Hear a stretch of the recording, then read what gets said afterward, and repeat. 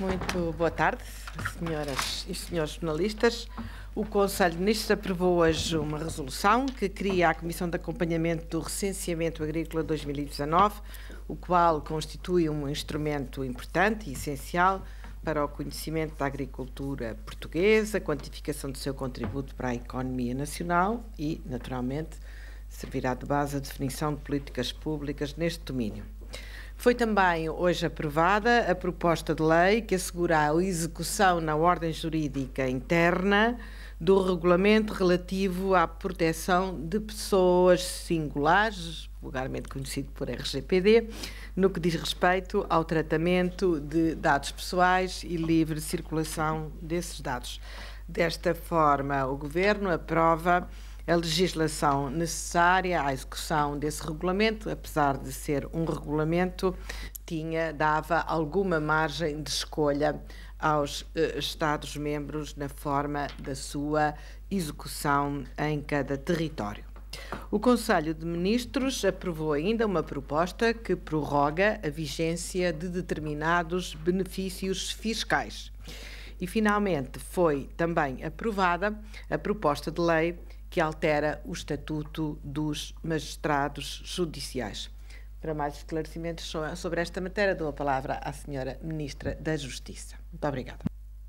Muito obrigada, muito boa tarde a todos.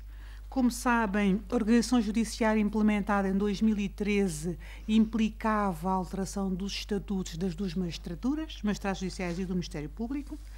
O Estatuto dos Magistrados Judiciais foi agora atualizado em função da Lei de Organização Judiciária e aproveitou-se, uma vez que passaram 30 anos desde o último Estatuto, por uma intervenção mais abrangente que basicamente teve em vista unificar tudo aquilo que eram disposições extravagantes e que eram já aplicadas aos magistrados judiciais.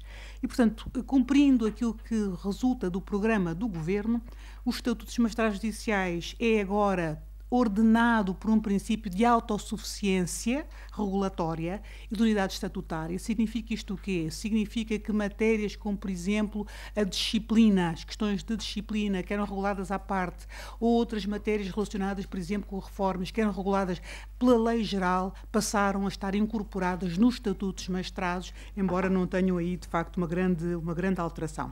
No essencial é isto, trata-se de cumprir o programa do Governo e trata-se de adequar os estatutos dos magistrados judiciais à Lei de Organização Judiciária que entrou em vigor no ano de 2014. Muito obrigada. Obrigada, Sra. Ministra. Para mais esclarecimentos sobre o Estatuto dos Benefícios Fiscais, aliás, prorrogação do Estatuto atual, Sr. Secretário de Estado, faz favor.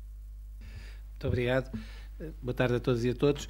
Existe um conjunto de 15 benefícios fiscais que constam do Estatuto de Benefícios Fiscais e que vigoram temporariamente pelo prazo de 5 anos.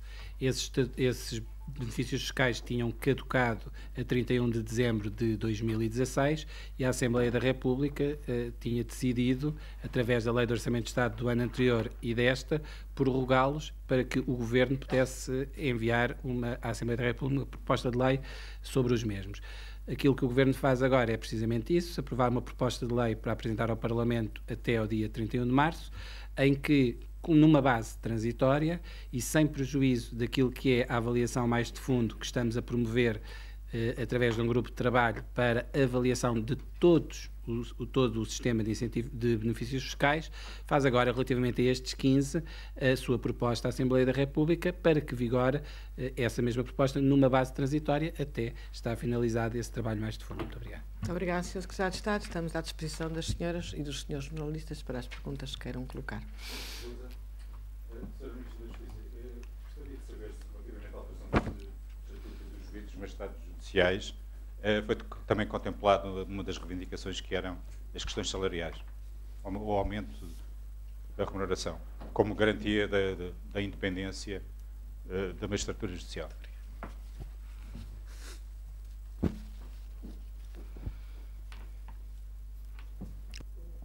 Muito obrigada. Como lhe disse há bocadinho, na altura em que me referi, em que fiz que dei uma nota genérica da intervenção que tinha sido feita, a intervenção no essencial reconduz-se a adaptação dos estatutos de magistrados judiciais à Lei de Organização do Sistema Judiciário. Como sabem, a Lei de Organização do Sistema Judiciário passou a prever uma figura que não existia, que existiu experimentalmente, mas que não existia, que é a figura dos juízes presidentes.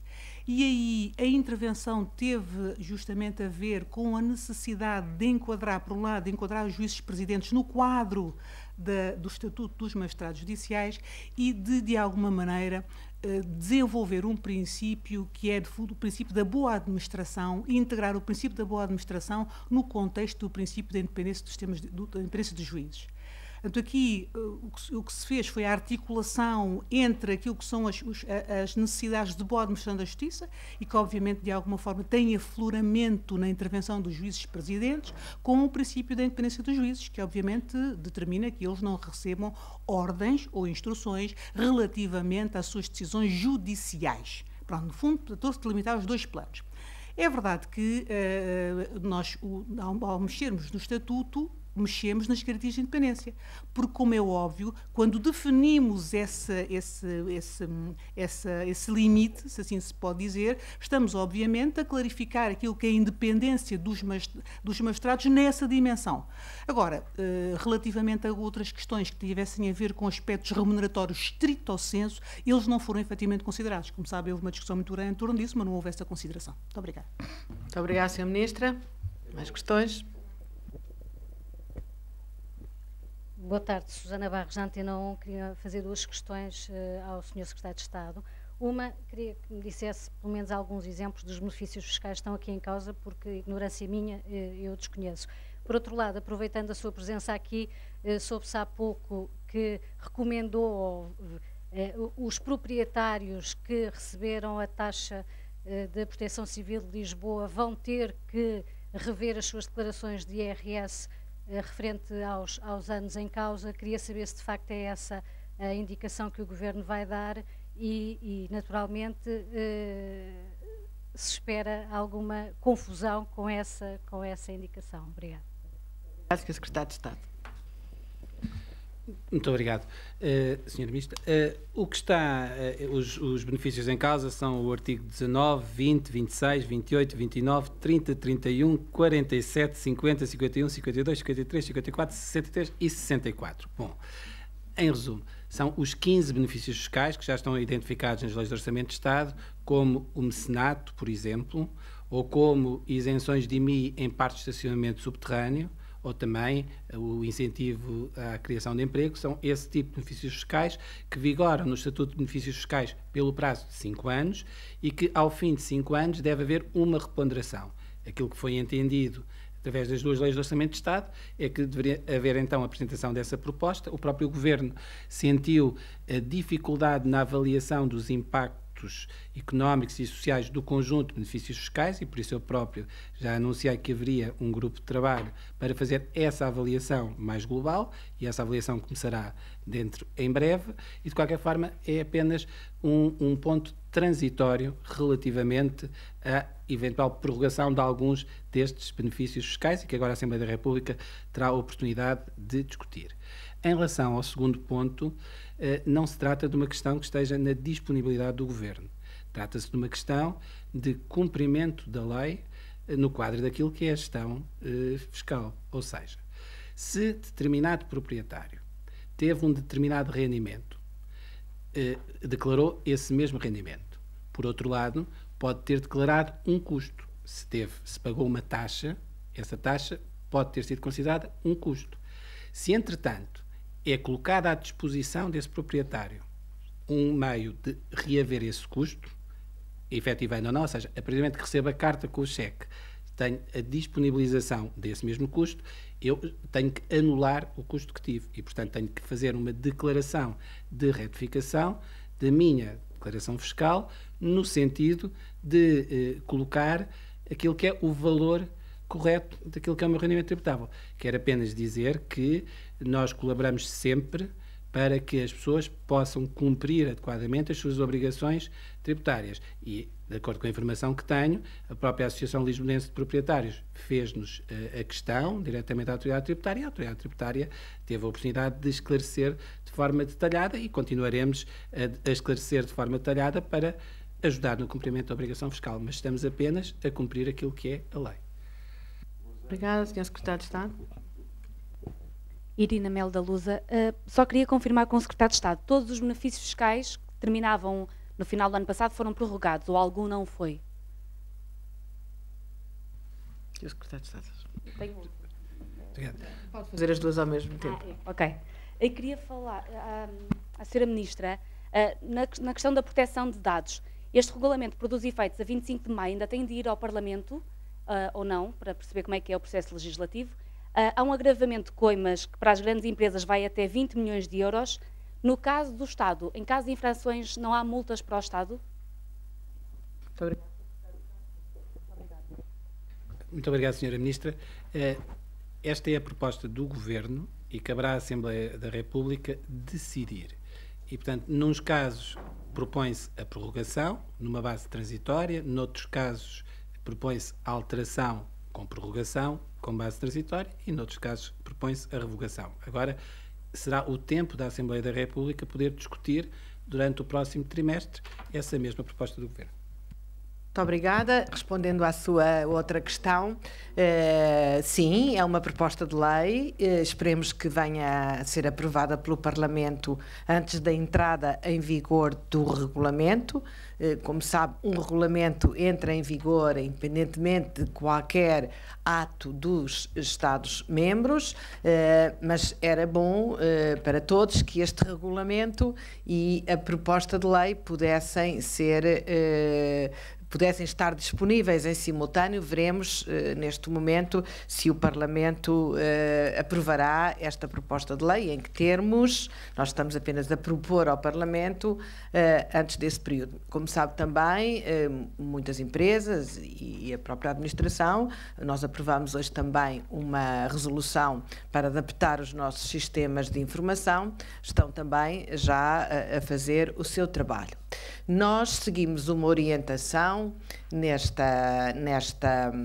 nesta proposta de lei, que foi a do mínimo de perturbação institucional, ou seja, salvaguardar que a CNPD continuará a ser a autoridade independente, encarregada de fiscalizar, como está previsto no regulamento, e também ajustamos as nossas opções com os outros Estados-membros, porque, no fundo, como todos sabem, todos pelo menos que se têm dedicado ao tema, este regulamento foi sobretudo pensado, não é esse o resultado final, mas foi sobretudo pensado tendo em conta grandes empresas multinacionais para quem os dados, e muitas vezes os dados pessoais, são, no fundo, o seu negócio, ou naquilo em que assenta a sua atividade. E essa foi, sobretudo, o principal objetivo do regulamento, e não para as administrações públicas dos Estados-membros, que não usam os dados pessoais como negócio, têm também a obrigação de os proteger, mas não usam os dados pessoais como negócio. Usam os dados pessoais para poder dar melhor informação aos cidadãos em matéria de cumprimento de deveres ou em matéria de exercício de direitos. O regulamento permite, por isso, permite em geral, e a maioria dos Estados tem optado nesse sentido, que as coimas não se apliquem às administrações públicas. A nossa proposta é que isso aconteça por 3 anos e que depois seja reapreciado, que é o tempo também de podermos organizar-nos neste novo paradigma, que, como lhe disse, é um paradigma que naturalmente é capaz de ser simples para as grandes empresas multinacionais, mas cujo impacto é fortíssimo em termos de custos administrativos, e também o calculamos, ainda não temos esse cálculo totalmente finalizado, mas os custos são elevadíssimos, da ordem de centenas de milhões para as empresas e também, naturalmente, para as administrações públicas, e por isso também criámos coimas o mais reduzidas possíveis para as PMEs. Como também disse, elas também não são as principais destinatárias deste regulamento, mas também o têm que cumprir. Fiscais, quais são os que propõem que sejam revogados? Eu penso que seria bom aguardar, então, pela chegada da proposta de lei à Assembleia da República e por essa discussão que se vai iniciar na Assembleia da República. Quero também dizer que a proposta de lei será acompanhada do relatório que nos levou à tomada de decisão relativamente à proposta que fazemos. Mas o Governo, como sempre, parte para a discussão com espírito aberto de partilhar a informação que tem e sair com a lei que seja melhor e que melhor sirva os interesses de todos. Por isso, penso que neste momento o que é importante valorizar é que a proposta segue para a Assembleia da República e que a Assembleia da República terá o seu espaço para poder debater este tema. Por outro lado, o Governo identificou bem a dificuldade de avaliação dos impactos económicos e sociais do conjunto do sistema fiscal, do sistema de benefícios fiscais, e nesse sentido estamos a promover um estudo muito mais profundo, que estará pronto no próximo ano e que será uma base, sim, para depois poder haver propostas de todos os agentes para a permanência mais estruturada do sistema de benefícios fiscais. Por isso, eu não gostaria, nesta fase, de valorizar em particular o que se propõe revogar, o que se propõe alterar. Acho que há um grande debate ainda para se fazer no Parlamento. O secretário de Estado. Boa tarde, Inês Cândido, da SIC. Sr. Secretário de Estado, no caso do IRS e do IMID que estávamos a falar, queria perguntar-lhe o que é que acontece ao final desses 30 dias. Eu pergunto isto, por exemplo, para senhorios que vivam no estrangeiro e que não estejam a acompanhar as notícias, se haverá da parte da AT alguma comunicação oficial e o que é que acontece no final. E queria também fazer uma pergunta, eu sei que não é matéria daqui, é matéria da Assembleia da República, mas queria só perguntar-vos, no caso da Euribor, que vem hoje na capa do Público, a negativa, se do Governo houve algum tipo de avanço com a Associação Portuguesa de Bancos ou até com os próprios bancos, se o Governo de alguma forma participou neste processo. Obrigada. Secretário de Estado, Muito obrigado. Deixe-me sublinhar o seguinte. Quem tem a obrigação de, nos 30 dias, fazer uma declaração de retificação é quem declarou aquele valor como um custo. Quem não o declarou como um custo não tem que fazer nenhuma declaração. As obrigações declarativas decorrem da lei. E os prazos para declarar decorrem da lei e as consequências de não declarar naqueles prazos decorrem da lei. Evidentemente que nós avaliamos sempre as situações em que poderá ou não haver justificação para haver prorrogação de prazos. Agora, aquilo que é o prazo que está na lei é o prazo de 30 dias. E aquilo que nos compete é criar as condições para que os contribuintes possam cumprir as suas obrigações declarativas. Nós não temos nenhum interesse em que os contribuintes não cumpram atempadamente as suas obrigações declarativas. Avaliaremos, como sempre, se o prazo que existe, em função da situação concreta, foi ou não foi o mais adequado. Agora, este é o tempo de todos aqueles que declararam a taxa de proteção civil como um custo poderem, nos 30 dias, a partir do momento em que têm à sua disposição a restituição, poderem fazer essa mesma declaração. Avaliaremos seguramente sempre esta situação como todas. Quando à sua pergunta sobre as ditas taxas negativas, perdão que é assim, que é na gíria, naturalmente o Governo irá acompanhar a situação para evitar que de qualquer decisão possa ter um impacto negativo sobre o sistema bancário, mas não é uma discussão que tenha sido tida no Conselho de Ministros, mas que está a decorrer na Assembleia da República, como começou, aliás, por referir. Sr. Ministra, só tenho uma última pergunta sobre a questão da proteção de dados. Em janeiro, a Comissão Nacional de Proteção de Dados, quando ouvida no Parlamento, aliás, não foi ouvida, foi um documento, peço desculpa, que enviou à Comissão Parlamentar dos Assuntos Constitucionais, disse que não conseguiria cumprir estas novas competências sem mais verbas e mais pessoal.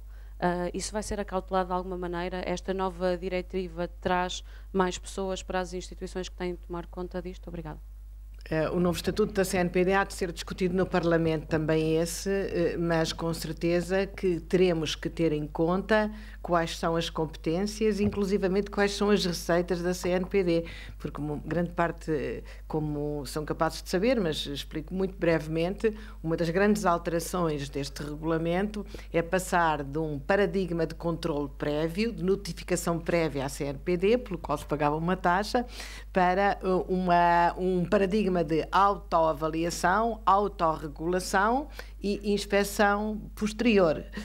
Se a CNPD vai ficar com menos trabalho relativamente à apreciação prévia, vai ficar com mais trabalho relativamente à fiscalização, para dizer as coisas assim um bocadinho de fora, grosso modo. E, portanto, teremos que ver que tipo de receitas que perde, o tipo de receitas que passa a receber, qual é o saldo e o tipo de financiamento que deve ter, se deve ser baseado numa receitas próprias ou se deve ser baseado no Orçamento de Estado e em que montante. Mesmo a composição da CNPD pode ser alterada, visto que a Assembleia vai aprovar um estatuto. Quando disse que houve o mínimo de perturbação institucional, nós temos um sistema que funciona, podemos às vezes concordar, outras vezes discordar, mas que estava a funcionar generalizadamente em termos de proteção de dados e, portanto, quisemos introduzir o regulamento que já obriga a um esforço tão grande com o mínimo de perturbação institucional possível. Susana Barros Antinão, queria saber, Sra. Ministra, que tipo de regras foram alteradas a nível de serviços de viagem e alojamento para a administração pública e ao ponto 9 do comunicado? Muito obrigada. Não sei se o Sr. Secretário de Estado, já agora que está aqui, como a proposta veio do Ministério... Lembrei que eu tinha aqui. Faz favor, Sr. Secretário de Estado. Muito obrigado, Sra. Ministra. Trata-se de possibilitar que a administração pública compre por um preço menor do que compra neste momento as viagens. Ou seja, a administração pública neste momento não podia, salvo raras exceções, aceder à compra de viagens pela internet como qualquer um de nós o faz. E, portanto, uma das grandes alterações que é feita é precisamente todo um sistema que, de forma transparente, simples, permite a toda a administração pública poder adquirir os serviços de viagem e alojamento através da internet e, com isso, ter um melhor preço. Por outro lado, é também introduzido um novo modelo de acordo quadro que permite, do ponto de vista da contratação através desta forma, simplificar também e diversificar as fontes. Mas diria que a grande alteração é a possibilidade de aquisição de viagens através da internet, obtendo o melhor preço possível e, com isso, tendo uma despesa pública mais eficiente, desse ponto de vista. Sr. Secretário. Boa tarde, Pedro Esteves, da RTP. Tenho uma pergunta para a Sra. Ministra da Justiça no que toca, e já que estamos a falar de dados e de proteção de dados, se confirma as notícias que dão conta de que houve um reforço do sistema de segurança, do sistema informático da Justiça, nomeadamente por parte dos oficiais de Justiça, e porquê esse reforço? Sra. Ministra. Muito obrigada. Tem havido um reforço constante desde o início de 2016, o Governo iniciou funções em 2015, como sabem. Desde o início de 2016 tem havido uma preocupação e um reforço constante da segurança dos sistemas de informação relativos à Justiça. Neste momento, aquilo que se está a passar é que havia já a previsão da introdução de medidas de reforço, que aliás estavam previstas e era suposto serem até implementadas no final do ano passado, não foram por razões que não é relevante agora aqui referir, mas que vão ser desencadeadas no curto prazo, sim. Deixe-me só perguntar se os mais recentes casos de fugas de informação da Justiça não motivaram uma aceleração desse processo. Muito obrigada. Os mais recentes casos de fugas de informação da Justiça, em particular o primeiro caso que foi conhecido, é um caso de que o Ministério da Justiça tem conhecimento já desde o ano passado. e em que, basicamente, o Serviço do Ministério da Justiça, que trabalha na área das tecnologias, o ISFES, deu apoio à investigação que foi feita. Portanto, o Ministério da Justiça tem, obviamente, informação sobre aquilo que eventualmente possa ter corrido menos bem nessa situação, e toda essa informação é ponderada. Quer dizer, não só destes casos, como de outras situações que são reportadas por magistrados ou até mesmo que são detectadas pelos serviços do Ministério da Justiça no âmbito das suas atribuições.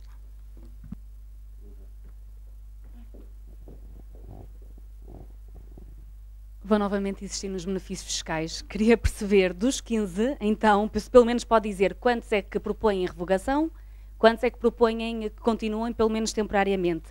E se aqueles que falou, isenções de IMI em parque de estacionamento, incentivo à criação de emprego, mecenato, são dos que continuam, da vossa proposta. Estado.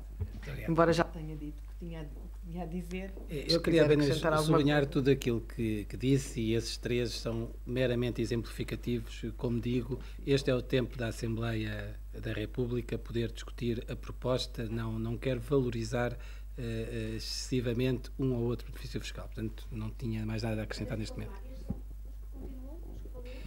Não, eu dei-lhe exemplos, ou seja, à pergunta sobre que benefícios fiscais estão em causa, eu enumerei todos os benefícios fiscais e dei o exemplo de 3. Agora, neste momento não tinha mais nada a acrescentar. Obrigado. Muito obrigada, Sr. Secretário de Estado. Muito obrigada, senhoras e senhores jornalistas. Como para a próxima semana não haverá reunião do Conselho de Ministros, desejo a todos uma boa Páscoa. A todas e a todos uma